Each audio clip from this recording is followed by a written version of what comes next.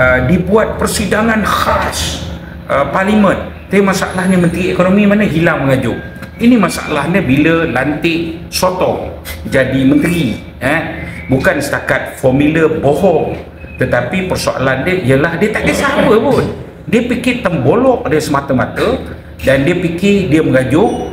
Lepas tu pergi mampus dengan urusan negara dan sebagainya. Tapi gaji bulan ni terima juga lagi. Ini pertama sekali yang kedua pertama Rafizi mengajuk dan ada orang nafi dia mengajuk, tak mengajuk. Cerita dia mengajuk.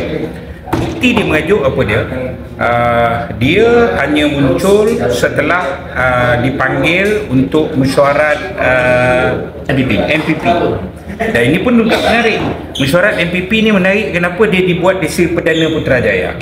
Dulu PKR, DAP melalak kan, apa namanya ni, salah guna aset kerajaan, harta kerajaan apa semua. Dan malah saya masih ingat Najib Razak dimaki hamun kerana buat program parti di Sri Perdana Putrajaya. Betul. Tapi hari ni kau buat mesyuarat di Sri Perdana Putrajaya, boleh pula. Inilah maknanya, ini bapa kemunafikan, bapa kepada segala kepala-kepala bapa munafik ni Anwar Ibrahim. Itu pertama. Kedua, Rafizi ni mengajuk ni, saya kena bagi tahu kepada seluruh rakyat Malaysia. Malaysia ni sekarang sedang berdepan dengan satu krisis himpitan daripada Amerika. Rakan dagang utama Malaysia ni Amerika. Betul. Rakan dagang utama kita. Dan apabila tarif dinaikkan dengan satu angka yang sangat tidak munasabah, dan ini urusan yang langsung terkena kepada Kementerian Ekonomi. Betul. Dan dibuat persidangan khas parlimen. Tapi masalahnya Menteri Ekonomi mana hilang mengajuk. Ini masalahnya bila lantik sotong jadi menteri, bukan setakat formula bohong, tetapi persoalan dia ialah dia tak kisah apa pun. Dia fikir tembolok dia semata-mata dan dia fikir dia mengajuk. Lepas tu pergi mampus dengan urusan negara dan sebagainya. Tapi gaji bulan ni terima juga lagi.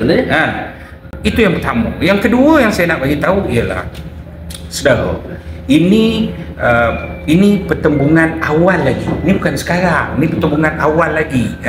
Ini pertembungan dua penyedap Anwar Ibrahim. Blue Eye Boy Anwar, satu Farhaj, satu Rafizi. Saya kena ingat bila Farhaj muncul dan aktif mengawal pejabat Anwar Ibrahim dan mengawal Anwar Ibrahim, Rafizi mengajuk. Bila Rafizi ada peranan, Farhaj hilang.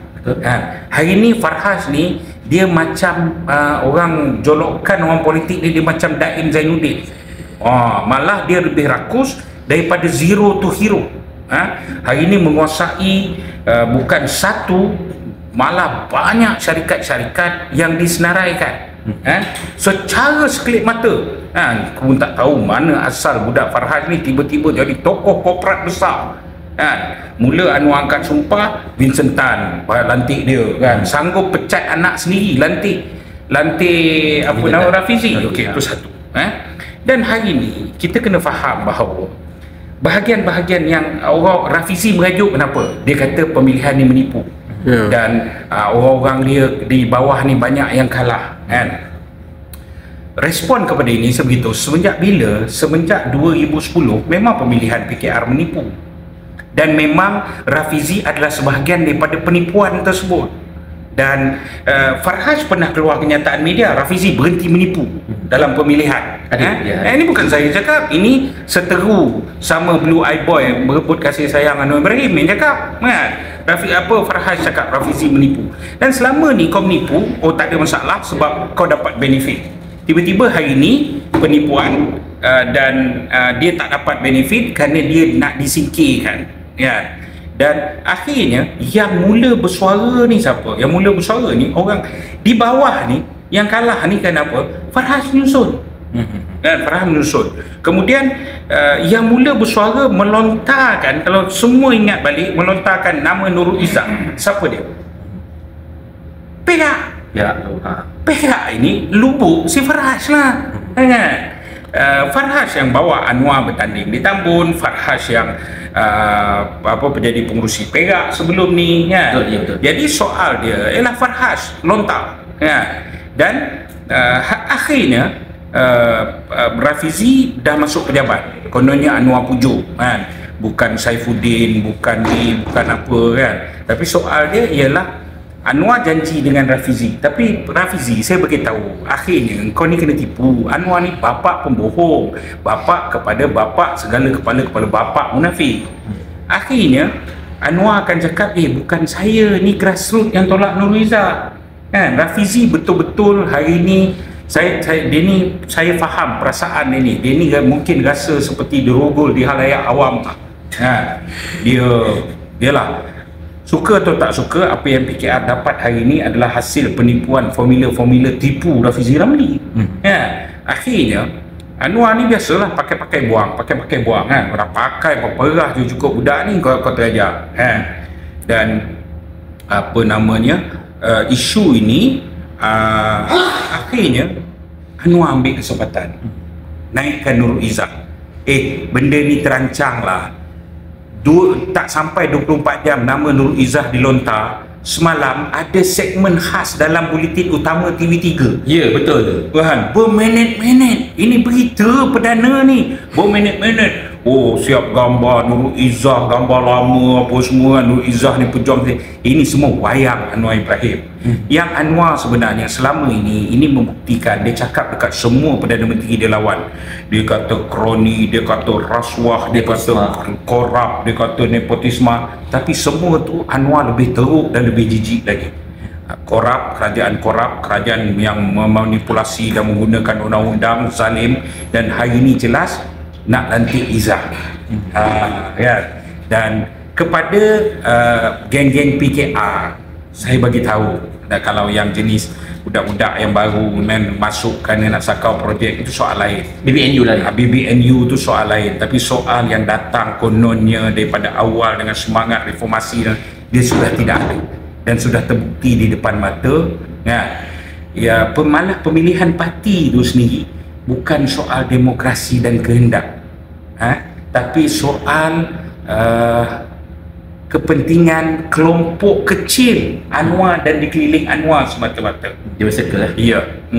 Okey, so last lah kan kepada Cikgu Bat, sejauh mana agaknya Cikgu Bat melihat yang PKR ini boleh bertahan? Sebab kita tengok makin lama makin celaku, makin lama makin cacah membak.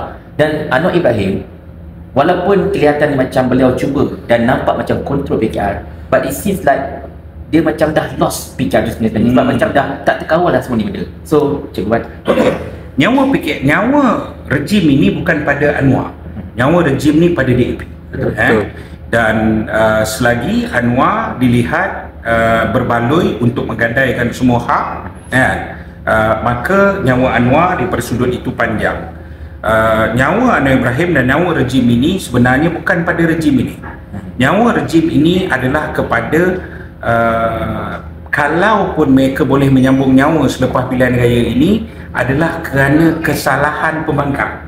Saya beritahu kerana pembangkang berpecah, pembangkang tak serius kan. Betul saya orang bersatu, tapi saya bagi komen secara terbuka, Perikatan Nasional perlu berubah, perlu bertransformasi, berevolusi berdasarkan keadaan, perlu buka pintu. Pinda Perlembagaan Perikatan Nasional bertindak segera dan perlu benar-benar menjadi suara rakyat, menyatukan parti-parti politik kecil ke besar ke, menyatukan NGO, menyatukan semua perlawanan dan mengutip semua perlawanan rakyat ni sebagai perjuangan Perikatan Nasional, supaya akhirnya rakyat lawan rejim itu terlaksana. betul. Kalau tidak, rejim bukan majoriti, tetapi kerana yang melawan ini, marhain, mustadaifin, mereka yang tertindas ini berpecah, yang akhirnya itulah menjadi nyawa Anwar Ibrahim.